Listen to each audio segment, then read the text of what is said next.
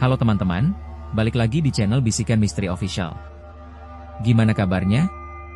Semoga kalian semua sehat-sehat dan tetap waspada ya. Karena malam ini, gue bakal bawa kalian ke sebuah tempat yang dikenal penuh misteri dan cerita-cerita yang bikin bulu kuduk merinding. Tempat ini ada di Jawa Barat, tepatnya di daerah Subang. Nama jalannya mungkin kalian pernah dengar, atau bahkan pernah lewatin, Jalan Cagak. Nah, buat kalian yang belum tahu, Jalan Cagak ini adalah salah satu jalur utama yang sering dilalui kalau kita mau menuju ke daerah Ciater, Tangkuban Perahu, atau arah Bandung dari Subang. Jalanannya berkelok, naik turun, dan di beberapa titik cukup sempit. Tapi yang bikin jalan ini terkenal bukan cuma soal medannya yang lumayan ekstrim, melainkan karena cerita-cerita horor yang sudah lama beredar dari mulut ke mulut. Terutama soal penampakan sesosok wanita misterius. Yang bikin merinding bukan karena dia cantik atau berpakaian aneh, tapi karena dia nggak punya muka. Iya, mukanya itu polos, kayak kulit rata, tanpa mata, tanpa hidung, tanpa mulut. Serem banget kan? Cerita ini udah lama jadi rahasia umum di kalangan warga Subang dan para sopir yang sering lewat situ. Bahkan, beberapa orang tua di kampung-kampung sekitar biasa ngingetin anak-anaknya buat nggak main ke area sekitar Jalan Cagak menjelang maghrib, apalagi malam hari. Katanya, kalau kamu sampai lihat sosok wanita itu, bisa jadi kamu gak akan pernah sama lagi. Gue sendiri awalnya dengar cerita ini dari salah satu narasumber, seorang bapak-bapak yang udah puluhan tahun jadi sopir travel. Namanya Kang Ardi. Waktu itu, gue lagi duduk di warung kopi kecil dekat pangkalan angkot di daerah Subang, dan iseng nanya ke beberapa sopir soal pengalaman mereka di jalanan. Kang Ardi awalnya cuma senyum-senyum, tapi setelah gue bilang kalau gue sering angkat cerita-cerita horor di YouTube, dia langsung bilang, "Kang, kalau gitu kamu harus tahu cerita Jalan Cagak. Saya sendiri pernah ngalamin kejadian yang gak masuk akal di sana." Dari situ, gue langsung dengerin Kang Ardi cerita dengan serius. Suasana makin malam, dan angin yang tadinya adem berubah jadi agak dingin. Kang Ardi mulai cerita dengan nada pelan, sesekali matanya menatap jauh ke jalanan. Waktu itu sekitar tahun 2012, katanya. Saya lagi nyupir travel dari arah Bandung, nganterin penumpang ke Subang. Penumpangnya cuma 2 orang, duduk di tengah. Habis nganterin mereka turun di daerah kota, saya balik arah buat pulang ke rumah. Nah, waktu saya lewat Jalan Cagak itu sendirian, sekitar jam setengah 12 malam. Kejadian aneh mulai terjadi. Kang Ardi bilang, suasana malam itu sepi banget. Lampu jalan cuma ada di beberapa titik, dan sisanya gelap gulita. Saking sepinya, suara mesin mobilnya sendiri jadi terdengar kayak bergema. Awalnya nggak ada yang aneh. Tapi pas dia nyampe di tikungan tajam yang biasa disebut warga, belokan Emen. Iya, tempat itu juga punya cerita horor tersendiri. Dia lihat ada sesuatu berdiri di pinggir jalan. Dari kejauhan, kelihatan seperti sosok perempuan. Berdiri diam, pakai kebaya putih, rambutnya panjang menutupi wajah. Kang Ardi mikir, mungkin itu warga yang lagi nunggu tumpangan. Dari situ, gue langsung dengerin Kang Ardi cerita dengan serius. Karena rasa kemanusiaannya, dia sempat ngurangin kecepatan. Tapi pas mobilnya makin dekat, dia mulai merasa aneh. Sosok itu nggak bergerak sama sekali. Nggak melambai, nggak nunjukin ekspresi apapun.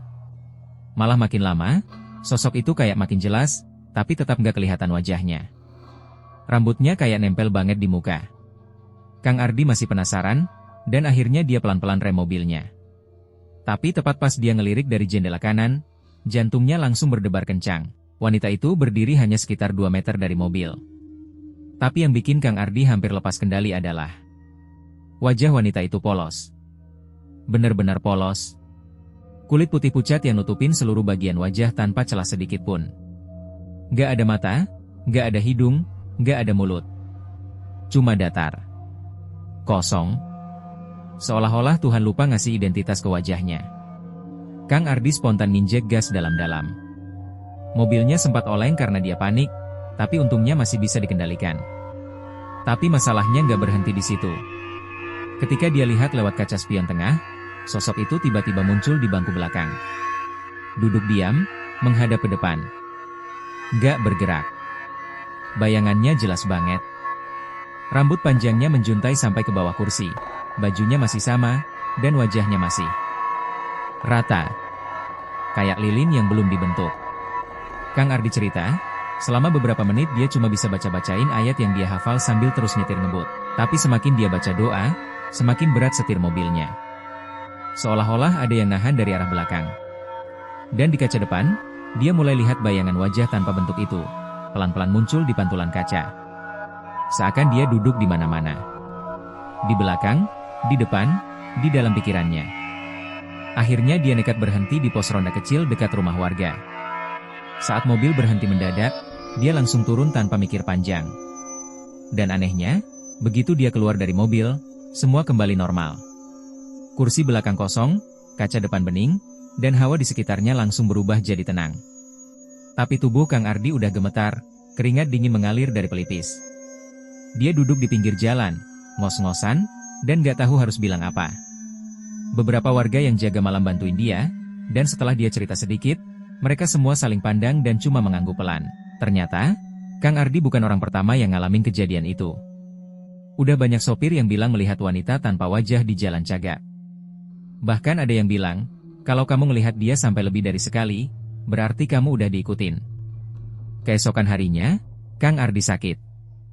Demam tinggi, nggak bisa bangun dari tempat tidur. Kata istrinya, dia ngigau terus. Katanya, dia minta maaf. Minta tolong. Minta dibukain pintu. Tapi nggak jelas maksudnya apa. Sampai hari ketiga baru dia sadar dan bisa cerita. Sejak saat itu, dia nggak pernah lagi lewat jalan Cagak sendirian malam hari. Bahkan kalaupun terpaksa lewat, dia selalu ngajak teman atau setidaknya muterin jalan biar nggak kena jalur itu. Cerita Kang Ardi ini yang bikin gue penasaran dan akhirnya nyari tahu lebih dalam soal jalan Cagak. Ternyata memang ada catatan kecelakaan aneh di daerah itu. Beberapa kejadian tabrak lari yang nggak jelas pelakunya.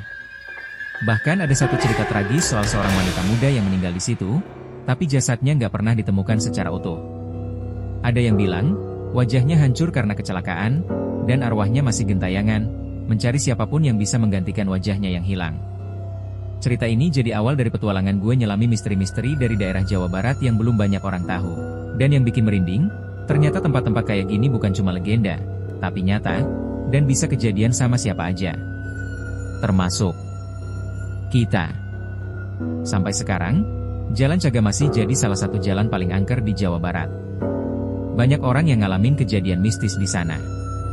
Kisah Kang Ardi cuma satu dari banyak cerita yang belum terungkap. Jadi, kalau kamu lewat Jalan Cagak Subang, jangan terlalu percaya diri. Karena siapa tahu, dia lagi berdiri.